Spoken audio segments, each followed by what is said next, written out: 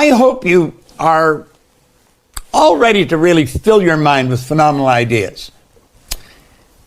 Look here for a minute. Put this up, Scott. I want you to really soak this up. You, just think this, you can create your own economy. That's an absolute fact, that you can create your own economy. We're going to talk this week about this stuff. It's called money. Most people want it and haven't got it. I'm going to talk to you about how to get it. Because you can have all the money you want. A man sat down with me in 1961 and he put an R on a sheet of paper. Then he put 3 letters down beside it. And he said, Bob, let that R represent results. And the H and W's, that's happiness, health, and wealth. Then he asked me, he said, do you think I'm a happy guy? I thought, yeah, pretty happy. I said, he said, have you ever seen me sick? I had to admit I hadn't. He said, have you ever seen me when I was broke? Had to admit I hadn't. This guy always had a roll of this stuff. Always. And that was the first thing that caught my attention because I never had any. Now, this is in 1961. Gas, you could buy gas 40 cents a gallon. So I was always looking for $2 to get some gas. We'd always buy 5 gallons of gas. Never filled the tank up. Never had enough money to. I was always broke. And he said, why don't you change your results? He said, you're going to be one of the most miserable people I've ever met. And I was. I was an unhappy guy. He said, you're always sick and you're always broke. Now, he was being kind. I was actually earning $4,000 a year at the time, but I owed $6,000. I owed everybody and his brother money. And I could never pay them because I never had any money.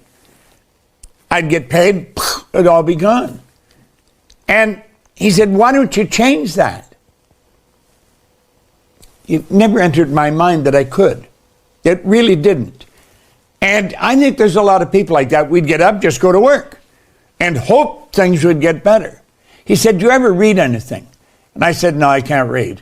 Now, that wasn't true. I could, not well, but I could. I've since found out I read about as well as most people. Most people read at about a grade 7 level. And that's because we learned to read by the time we're in grade 7, and we never improve upon the skill from that point on.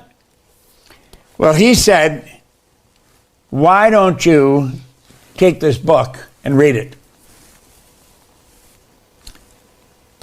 This is Think and Grow Rich. Then he told me, he said, if you read this book every day, do exactly what I tell you, you can have anything you want. Well, I did not believe that. But you know something? I believed he believed it. And so I decided I was going to listen to him and follow his instruction. Well, 1 year later, I was earning $175,000 a year. Now, I wasn't actually earning $175,000 a year. I was earning $12,500 a month. But if you annualize that, that's $175 a year. So the year had passed, and I wasn't at 175, but I was, heading towards that. And I had no idea what was happening. Now, there's a couple of lessons here. One, he said, do you have a goal? Now, this is before anything happened. And I said, no, I don't have a goal. I have carried, ever since that day, I have carried a goal card with me every day. Every day. And I've got an empty one. Every time I meet somebody and I find out they don't have a goal, I give them one. On one side of this goal card, it says, this great dream, this surging, dynamic thing, invisible to all the world, except to the person who holds it, is responsible for every great advance of humankind. That was written by Earl Nightingale. That's on one side of the goal card, and then you're right, you're going on the other side. Well, I wrote I wanted to have $25,000 by New Year's Day of 1970. I wrote that on in 1961. I didn't believe it would happen. And I didn't believe it would happen at all. But I've carried that in my cart, or in my pocket. Not that particular goal, but that was the one I was carrying then. And when I started to read it, he said, read that every day. So I started to read it, and what happened was I started to hear people talking about earning money. I never heard them talking about earning money before. All I was ever talking about was debt. But reading this card, I started to hear people talk about it. Now, I started to create an awareness of earning money is what happened to me. And that's what's got to happen to you if you really want to earn a lot of money. And one thing led to another, and I heard a guy say there was good money cleaning floors. I said, I'm not proud, I'll clean floors. So I started to clean one office, $15 at a time to wash the floor, washed it twice a month, $30 a month. And then I got another office to clean at $65 a month. Now I'm up to $95. That was a lot of money. See, I was only earning $400 a month. Now I've got an extra $100 coming in. Well, you know, at the end of the year, I was at $12,500 a month. It was absolutely incredible. Now, I'm just shortcutting this whole story, but 5 years later, I was doing a lot more money. I was doing over $1 million a year. Now, I was earning all this money, and I had absolutely no idea what happened to change me. See, I was doing the right thing, but I didn't know what I was doing. I wasn't paying attention to what I was doing. I was just doing it. But I wasn't charting it and looking it down. Well, this is how you change. My life had really changed. I had offices, to clean offices in Toronto, Montreal, Boston, Cleveland, Atlanta, and London, England. I'm over there and I'm earning over $1 million, and I'm just throwing it all over the place. I go down to Playboy on Park Lane, right beside the London Hilton, play roulette. I didn't care if I lost, and as a result, I usually won. One day, I thought, what the heck happened? How did my life change so dramatically? And I didn't know. I did not know. But I felt like I was being irresponsible. And I thought, I'm going to figure out why my life changed so much. My life changed so dramatically. Do you know, it took me 9.5 years. And when I figured it out, all I wanted to do was teach this to other people. And that's what I've been doing ever since. Now, I want you to look at all these words, because that's what we're going to cover here this week. We're talking about money. We're going to get into paradigms, understanding the mind, perception, decision, attraction, discipline, service. We're going to get into mind and paradigms today. But I want you to look at that. Pay real close attention to that. Because this week, that is what I'm going to teach you. I am going to teach you exactly how to change your life from where you are to where you want to be. And I'm going to get you to remember it. I'm going to get you to remember how you changed. Do you see that there? Dad's money pump. Dad's money pump. Now, why would I put that? It sounds so ridiculous. I put it there deliberately. I wanted it to be ridiculous. I have worked with Harry Lorraine, who has the best trained memory in the world. Harry's still living. He's 95 years old. I'll soon be 95 years old myself. But at any rate, Harry's 95. He was the best trained memory in the world. And he said, to develop your memory, it's ridiculous association. Ridiculous association.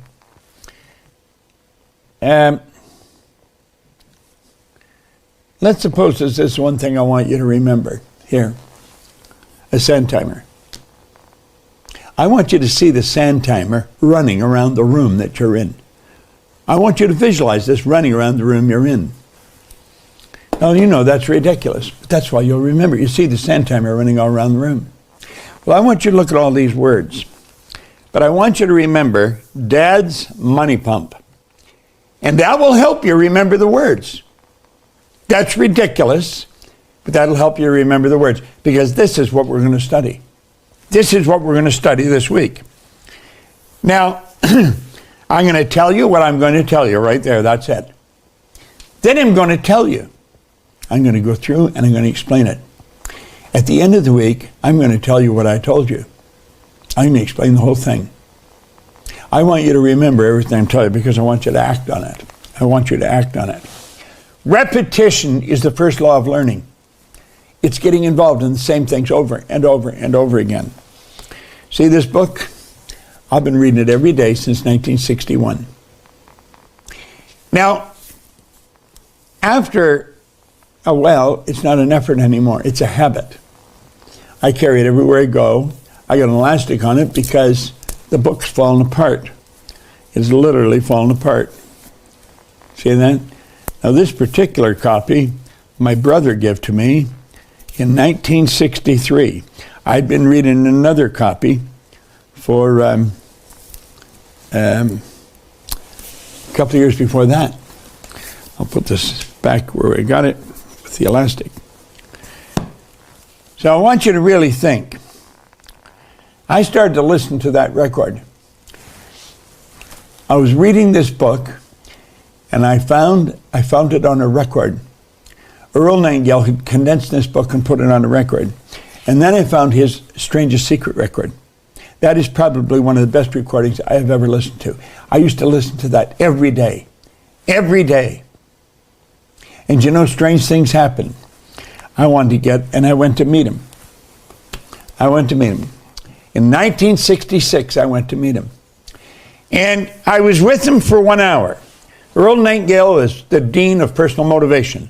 He and his partner that's standing there with him, Lloyd Conant, they really started the industry that I'm a part of now, the personal development industry, in recorded fashion. And I was leaving his office. I had been there for an hour. It was phenomenal. I'll never forget it. He was at 333 North Michigan. Now, he's gone now, God bless him, but he was a phenomenal individual. And I said, Earl, what is the big deal? What is the big deal? He said, there's no big deal, Bob. He said, it's simply a matter of deciding what you love doing and then dedicate your life to it. He said, the problem with most people is they never figure out what they love doing. Well, you know, I've been listening to recordings his recordings since 1961. This was 1966. He said the problem with most people is they don't know what they want to do, what they love doing. Well, I knew exactly what I loved doing, and I knew exactly what I wanted to do. I wanted to do what he was doing. That was in 1966. 1968, I was his vice president of sales. That's right. I moved my family to Chicago. I was his vice president of sales. That was one of the most interesting times of my entire life. Everything in my life started to change. And I was working with two of the most phenomenal people in the personal development industry. And I was there for 5 years. It was a phenomenal time. Absolutely incredible.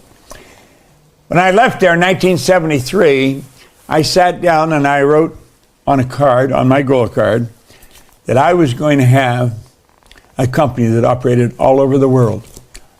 I knew that this material should be taught because I knew that repetition was the key to learning it. And just giving it to it on a record wasn't going to do it. People listen to it a couple of times, they think they knew it. You see, one of the problems is when we go to school, we read the book, they give us an exam in the book, and then they say, we've got it if we pass the exam. Well, we haven't got it at all. We haven't got it at all. One thing I noticed about Earl, when I was in his office, he had a book holder on his desk. This is called a book holder. You see that? I have that on my desk. Why do I have it on my desk? Because Earl had it on his. And I got a book holder, and I have this book held open. And I asked him at the time, I said, Earl, what is that? He said, well, it's a book holder. And I said, why do you have it? He said, I want to read those 2 pages every day. I said, how long do you read them? Well, he said, different lengths of time. He said, I read them till I see myself doing what he's talking about. He said, you see, Bob, most people just read and then they go to a new book. They're absolutely brilliant.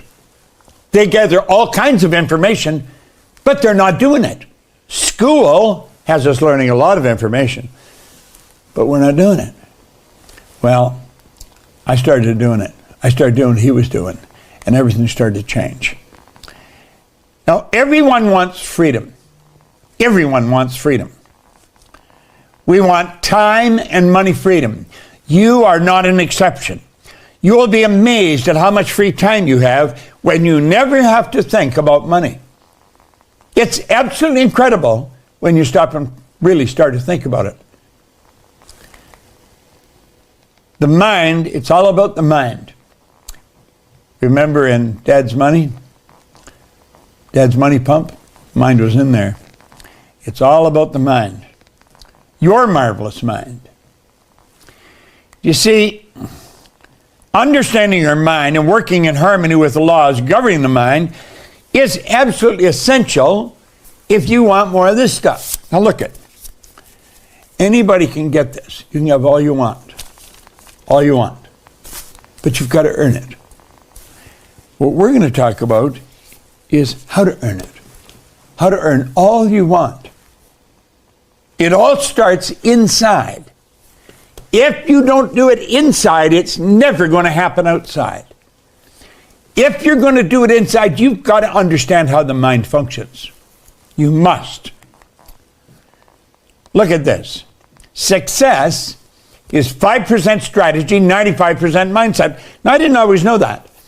I was sitting with a woman. She's a distributor, consultant of ours, Catherine Weischappel in Germany. I remember I was interviewing her. Gina, my assistant, was sitting with me. She was taking notes. And Catherine said, success is 5% strategy, 95% mindset. I'd never heard that before.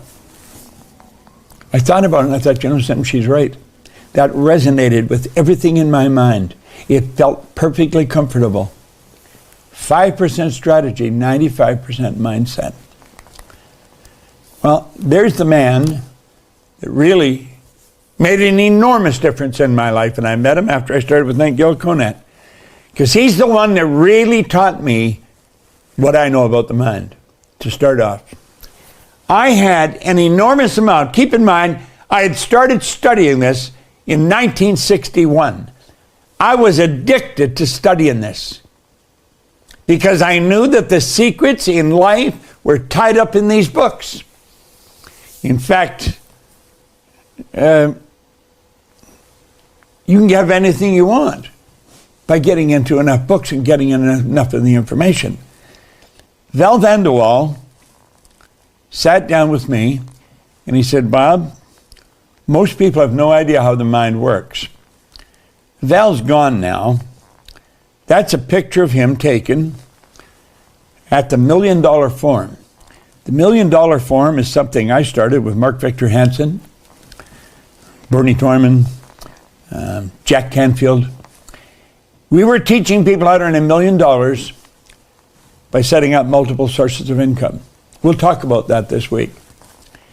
And in fact, that's where Mark and Jack started Chicken Soup for the Soul in there. But Vanderwall, he sat down with me and said, I'm going to show you something about the mind. And he talked about a man that he had worked with, got to know. And he said, I want you to look at the mind, and I want you to look at your mind and at your paradigms. Because he said, paradigms, Bob, are controlling your life. And he said there was a doctor in 1934, a Dr. Thurman Fleet, who was very involved in the healing arts. He stated the mind is an activity, it's not a thing. No one has ever seen the mind. In order to gain clarity and eliminate confusion, he said, I'm going to create an image of the mind. No one has ever seen the mind. Now think of this for a moment. A lot of people believe that the mind is the brain. The mind is not the brain. The brain is not the mind any more than your hand is. The brain is an electronic switching station. The mind thinks, it activates brain cells. That's what thinking is. It's mental activity. And as you activate the brain cells, you alter the vibration that this instrument, our body, is in. And when it alters the vibration, you change what you attract into your life. Well, this good doctor said, there's a problem in the healing arts. He said, we're treating the body for disease. And he said, we're treating symptoms. We're not treating the cause of the problem at all. If you're going to treat the cause of the problem, the cause starts in the mind. You're always working from a higher to a lower potential. Think of this for a moment. No one knows what electricity is. No one. No one alive knows what electricity is. But we do know if you're working with electricity, you must work from a higher to a lower potential. Always. And if you try and go contrary to that, you'll get no use out of the electricity. You must work from a higher to a lower potential. The only limit on the electricity, we say this is electricity, the lights. That's an expression of electricity. And the only difference here The difference in expression of electricity is the size of the light bulb. Put in a bigger bulb, you have a greater expression, more light. The only limit to the mind is on the body. It's the limit that's placed on the form through which it flows the body. So he said, I'm going to make a picture of the mind. And he said, I want that to represent the mind.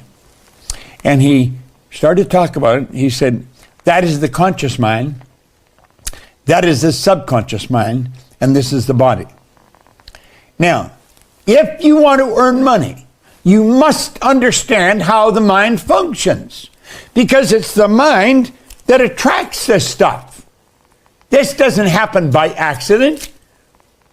You see, a lot of people believe that you got to be really smart to earn a lot of money. You don't have to be really smart to earn a lot of money at all. I wasn't very smart, and I was earning over $1 million a year. You don't have to be smart to earn money. You'll find people leaving the most prestigious universities in the world with degrees coming right off the end of a business card. And they're broke, and they don't know how to earn money. Being smart isn't it. You have to be aware. There's a big difference. You see, we have got lost and fallen in love with developing the intellect. We want to develop awareness. I want you to become aware in this week of how your mind functions, how money is attracted to you. Money must be earned. You must earn it. This stuff has to be earned. People think you earn money going to work. That's absurd. You don't work for money. You provide service to earn money. Now, the drawing you see there is, without question, the most valuable idea I have ever learned. The conscious mind, the subconscious, and the body. The body is the instrument of the mind. So let's look at it. It's essential you gain an understanding of this. Your conscious mind is interesting. It's very interesting. So is the subconscious and the body. The conscious mind is your thinking mind. They're thinking. See, there's a power that flows to and through you. There's a power flowing into your consciousness right now. It's flowing into your mind right now. A phenomenal power. Spirit, energy is flowing into your conscious mind. And you think. And you have, that's your educated mind. That's where you start to gather all kinds of information. That's where your intellect is resident. Do you know what your intellectual factors are? Most people don't. We're going to talk about that. We're going to talk about the power that you've got locked up there in your conscious mind. It's absolutely incredible. That's where the intellect is resident. Now, the subconscious operates quite different than the conscious mind. The subconscious mind is your emotional mind. It's totally different than the conscious mind. See, the conscious mind has the ability to choose. The subconscious does not. Conscious mind has the ability to choose. The conscious mind can accept or reject. The subconscious mind cannot do that. The subconscious mind can only accept. It has absolutely no ability to reject. And the subconscious mind has no ability to originate. Your conscious mind has the ability to originate. You're a creative being. You can originate ideas. Now, your subconscious mind must accept anything you turn over to it. See, the conscious mind chooses, the subconscious must accept it. And the only way to get to the subconscious is through the conscious. There is no other way to get to the subconscious mind except through the conscious. Your subconscious mind cannot reject.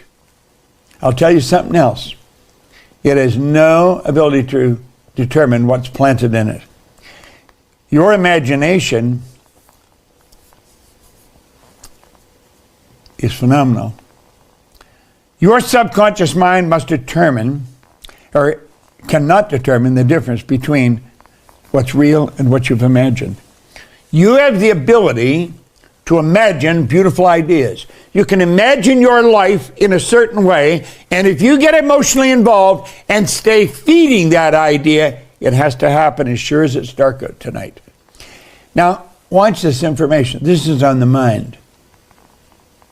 Now, I think you know you're not going to devour all this all at once. You're just not going to do it. Now, let's look. With that information I've given you, let's look here. There's the conscious mind. There's you today. You're getting information from social media, from other people, from Netflix, from podcasts. It's pouring into your conscious mind. And because you have the ability to think, remember I said you could accept or reject it? Most of that information that's coming at you is negative information. You got the ability to reject that. Just say, get out of here. Now look, you can say, I'm not accepting it. Get out of here. But you know something? Most people don't do that. What happens? Well, the truth is they're not thinking. And because they're not thinking, their mind's wide open. What did we say about the subconscious? It had no ability to reject. See, your subconscious mind is immoral. It's like the earth. You can plant anything in it you want, and it cannot reject it. Your subconscious mind is very powerful. And look at this. Why is it left like that? That's the paradigm. You're literally programmed to leave your mind wide open. How did that happen? Well, let's take a look at how it happened. Let's close the window on this for a moment and go over here. Now look at here. You said this is you today. We're going over here. This is you as an infant. I want you to think of babies. I have great-grandchildren today, and that's the way they arrive on the scene. Their mind is wide open. Everything that's going on around them is going right into their subconscious mind. It just keeps dumping into their subconscious mind. And you know something? That's how the paradigm's formed. Now, let's take a look at the paradigm for a moment. The paradigm enables you to eat. The paradigm enables you to get dressed. It enables you to drive a car. It enables you to do all kinds of things. It enables you to do almost everything you do. The paradigm is a program that controls your behavior. It controls almost all of your habitual behavior. And that paradigm controls the language we speak. See, we learned to speak a language before we could even talk. We were learning the language.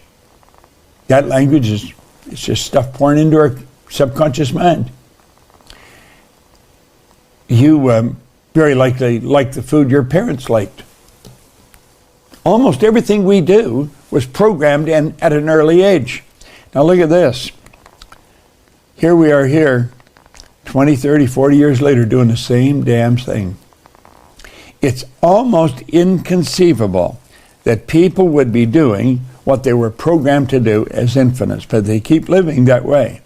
You see, a paradigm is a mental program that has almost exclusive control over our habitual behavior. And almost all of our behavior is habitual. So let's go back and look at it again for a moment. Here we are as infants. I want you to think of when you were an infant. Was there a lot of this stuff around? Was there a lot of money? Did you live very well? Now you probably be thinking, well, we live fairly well, yeah. Was there an abundance of money? I mean, could they get anything they want? Probably not.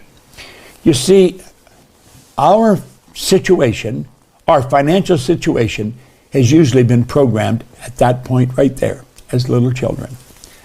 Now this is rather wild, but it's also true. As strange as it is, that's the way it works. We've been programmed at a very early age. And here we are here, years later, same thing. Let me give you an example. When I first met Linda, it was 40 years ago. And she was out shopping for food one day, and she said, what would you like? I said, I'd like some turnip. She said, turnip? What's that? Well, I said, tried to explain it to her. Well, she said, we don't eat that. We feed that to the pigs. I said, really?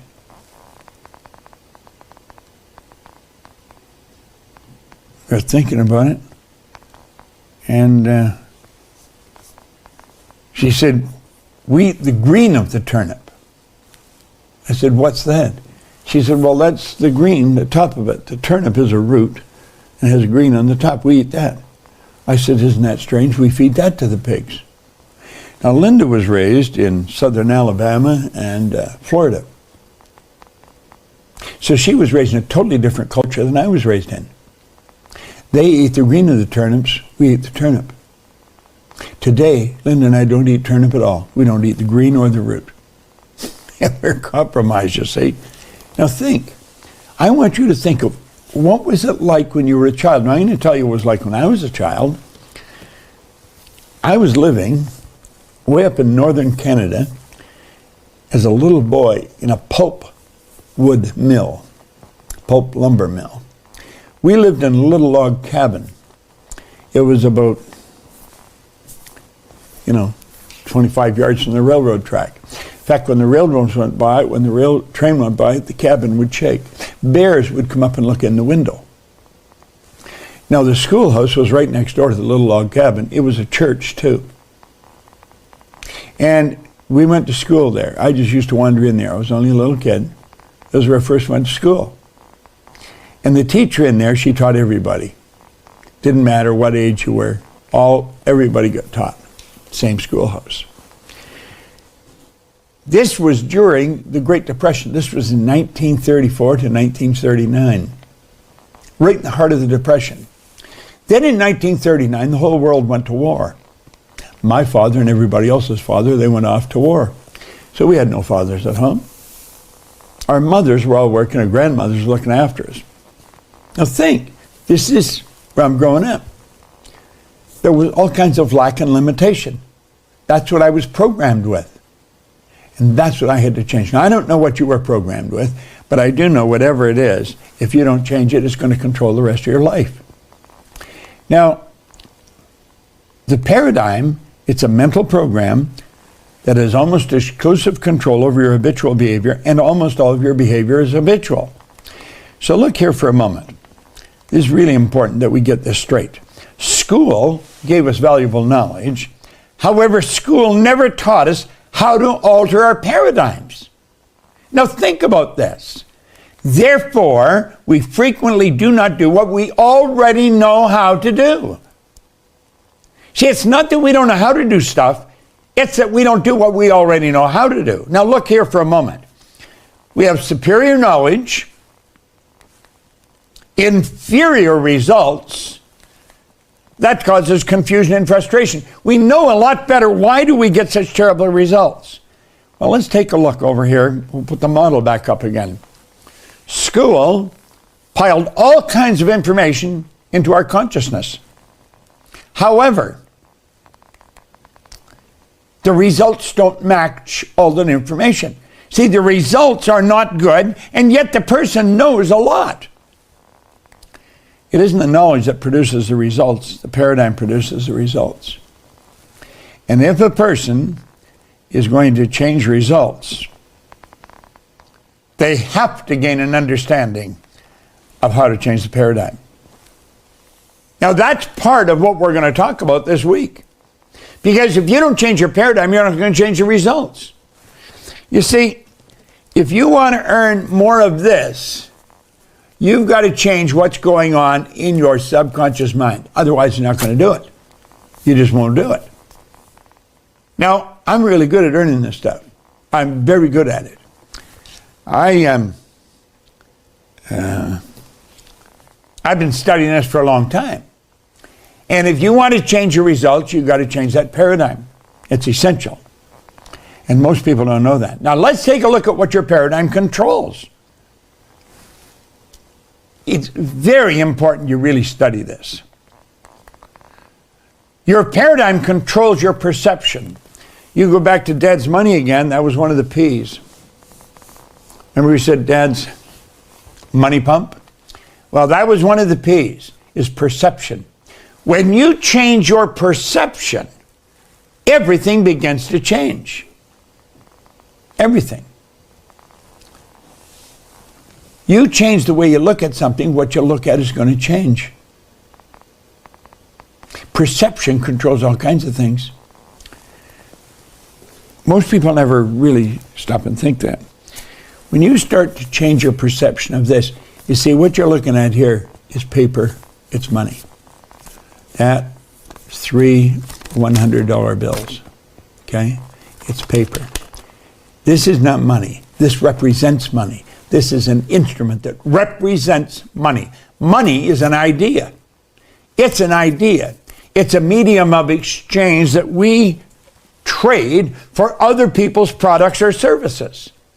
And if we want more money, we can earn it. It is not that hard. The earning of money is it's governed by an absolute law.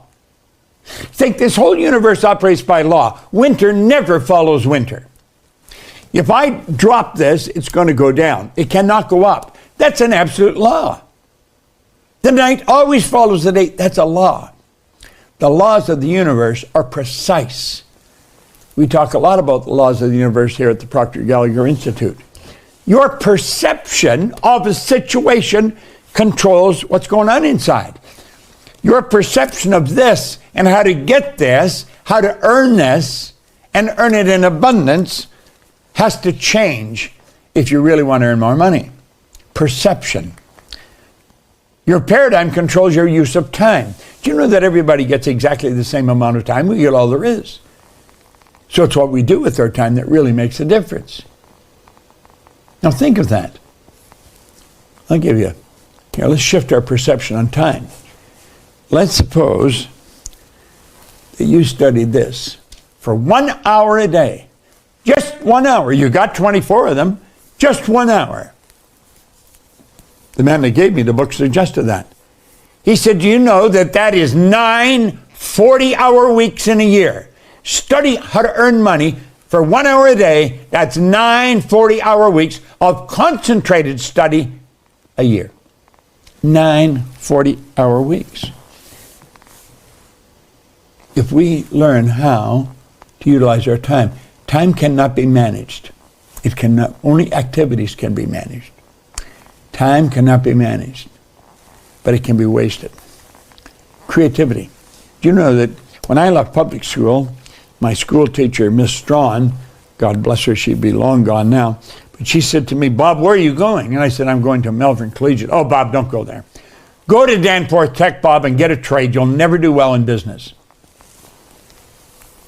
So what I know, I mean, this is Miss Strawn, she's like God. So off I go. Danforth Tech, I was only there a month. I shoved my thumb into a bandsaw. I cut the end of it off. They had to sew it back on. Do you know, whenever it's cold, that thumb hurts still. 80 years later, it still hurts. I am extremely creative. Very creative. But for years, I didn't know that. Do you know that you're creative? You are very creative. I don't know if you're developing your creativity or utilizing it. You are God's highest form of creation. Your effectiveness, you know, your mind controls your effectiveness. And your effectiveness controls your productivity. You can become much more effective at everything you do if you make up your mind to do it. I am forever thinking, how can we do it bigger? How can we do it better? How can we do it faster? Because the way is here. Just stop and think of these things. My goodness, it was just somebody's thinking. It was an idea. And look at it today. I can just press a button. It'll cause a number to ring on the other side of the world. And the two of us can sit here looking at each other, carrying on conversation. That was an idea in somebody's mind. They were very creative and very effective. And therefore, they produced this beautiful phone. You see, when I was about 15, we didn't have a phone. That was when I got a phone, when we were 15. And the phone was one of those great big things that you hold, you know. And it was a party line. God knows how many other people, there must have been 50 other people, homes on that party line. Why didn't we have one? Well, there was two reasons. One, you had to have a lot of money. And we were poor. We did not have a lot of money. So we couldn't get a phone. Well, eventually we did. All right? And not only that, there weren't that many frequencies. You see, a phone operates on a specific frequency. There's a specific number for this phone. And that dictates the frequency that it works on. Okay? Now, when you really understand that, you can change a lot of things in your life. There is an infinite number. We didn't always know that. We thought there was a limited number of frequencies, therefore you can't have more phones. Now we know there's an infinite number of frequencies, and you can have all kinds of phones, and we do. Effectiveness, more productivity. Logic controls more than anything else. Logic stops everything we're going to do. It was illogical that we could fly in the air. Anything heavier than air is attracted towards the center of the world. You cannot fly. Two young bicycle mechanics in Dayton, Ohio, in 1903, I think it was, they knew they could get a plane in the air, and they eventually did. They were not aeronautical engineers. The American government had spent millions of dollars trying to get a plane in the air. Can't fly. Two young bicycle mechanics got us in the air. See, logic stops most people from doing most things. You'll hear people say, well, that is just illogical. That is totally ridiculous. Your goals should be ridiculous. Your goals should be illogical. Your goal should be right out there where you can go. Now listen, your paradigm controls your ability to earn money. It definitely controls your ability to earn money, so you pay close attention to your paradigm. Your paradigm controls your ability to earn money. Your paradigm controls you to a very large degree. Now look at all you're boxed in. Every time you go to change anything, you hit the wall. It seems like you're boxed in. Now, when you go to change your paradigm, those walls come down. When you make up your mind to change your paradigm, the walls come down. Now, when the walls come down, you don't hit the wall anymore when you go to change. The walls aren't there. They're not there. Now, get this. When you change the paradigm, I want you just imagine the change that can take place in your life. There's an enormous change can take place in your life. That change will be huge, and that change will be permanent. This is the beautiful part of this. This is what we've got to understand. It's not only huge, it's permanent. Look at this for a moment. Let's suppose we just change the way we utilize our time. If you just worked one more hour a day, how would that affect your ability to earn money? Now think of that for a moment. If you study this for 1 hour a day, how would that attract your ability to earn money? You see, I started to study this, and my income started to change. I was earning 100,000, then 400,000, then $1 million. One day I realized there's literally no end to how much of this stuff you can earn. Then I started to find the more generous you are, the more money you're going to earn. Now that sounds really absurd. The more money you give away, the more comes back to you. That is a law of our being. Now, some people don't want to part with it. They don't want to let it go. They work hard to get it. The more you let go, the more comes in. Now, look at this real carefully. You just work or change something for 1 hour a day. It makes an enormous difference in your ability to earn money. This idea paradigm, it's huge. You've got one. Now I want you to stop and think of who formed the paradigm. Your parents, my grandmother, my aunts and uncles, my neighbors, the teachers. None of these people really knew how to earn money. I'm not saying they're bad people. They're not bad people. They're very good people. But they didn't know this. They didn't know this, so they couldn't do anything. You see, we don't even know how to change it. Now let's take a look here. Let's take a look at organized education, and let's take a look at the Proctor Gallagher Institute. I want you to really pay attention here. You can really learn something this week, but you've got to give us your undivided attention. This is not a game. There's you. Those little things that come up on you, that's your senses. You can hear, see, smell, taste, touch. Your conscious, your subconscious, and your body. You go to school. You go to school and you listen. You hear the teacher. We hear with our ears.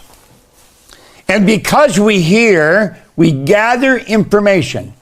Gathering information and learning are two totally different things. Gathering information are stacking the books up there in the conscious mind. Then periodically, as you go through the year, they come up and they give you a test. They want to find out how much you know. If they give you a test, they ask you questions.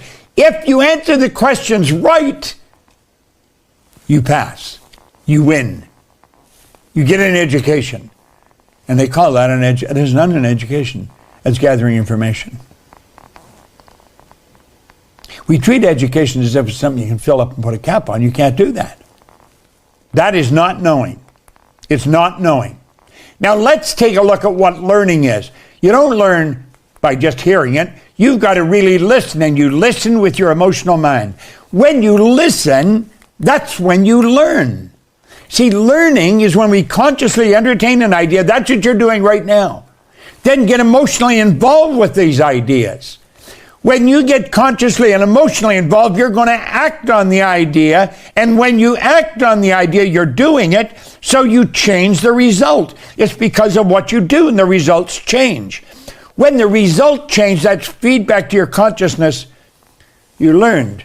You learned if you think about this, get emotionally involved and do it, you'll change the result. Pretty interesting, isn't it? Pretty interesting. Well, I'm going to tell you something. It's only through repetition that this happens.